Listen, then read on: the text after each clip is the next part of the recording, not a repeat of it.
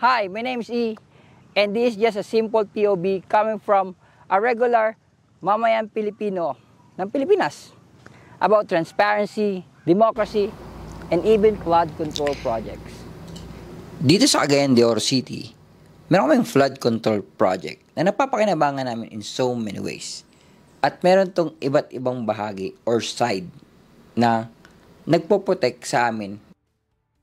On the other side ng flood control project na to, nagagamit yung mismong road as a service road and recreation area. At makita nyo dito mismo sa deck ng project na to is yung top ng flood control dito sa Cagayan de Oro can be used as regular road. We can use this for emergency, and most of the time Cagayan de Oro people use this for recreation, such as exercise, jogging, and even concert and big events. Dito namin ginaganap kasi malaki ang space. So, madaling sabi, talagang napapakinabangan namin kung ano yung ginawa ng gobyerno dito sa Cagayan de Oro. So, dito naman sa side ng river mismo, this is like 40 or 50 feet ang lalim. That protect us from the river and the flood itself. So, meaning to say, kaya naman talaga natin ng mga Pilipino na gumawa ng project na kikita sila at the same time may napapakinabangan yung mga taxpayer ng Pilipinas. We're using this for service road, recreation area, and even concert. Hindi na kami talo doon. So kaya naman pala talaga It's a win-win situation baga. Don't get me wrong. Don't get me wrong guys ha. Hindi ako nagmamagaling na napaka-perfect nitong Cagayan de Oro project na to. Hindi ko alam kung anong nangyayari sa likod nito Pero, gaya ng sinabi ko, sa point of view ng isang ordinaryong mamayang Pilipinong kagaya ko, at least may napapakinabangan kami. And pwede naman yung ganun Gawin mo lang siguro yung tama.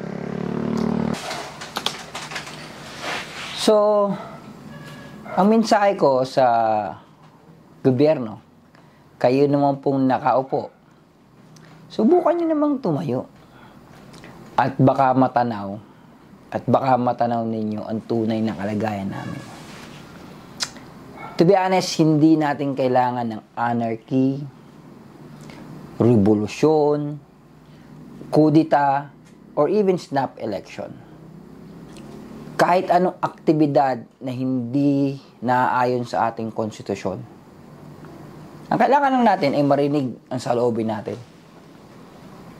Justice.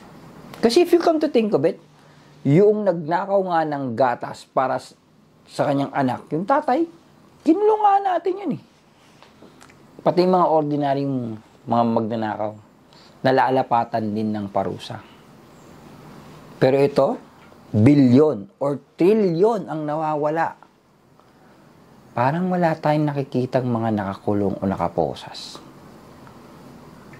So, masakit sa kalooban na isipin na ang batas ba ay applicable lang sa mga ordinaryong Pilipinong kagaya natin?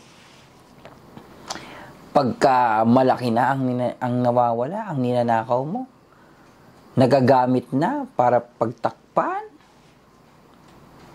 itago, or baliin ang batas, or pilipitin.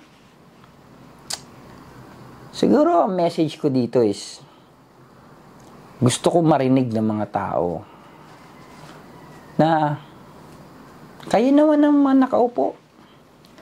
Subukan nyo naman kayang tumayo. At baka matanaw ninyo ang tunay na kalagayan namin.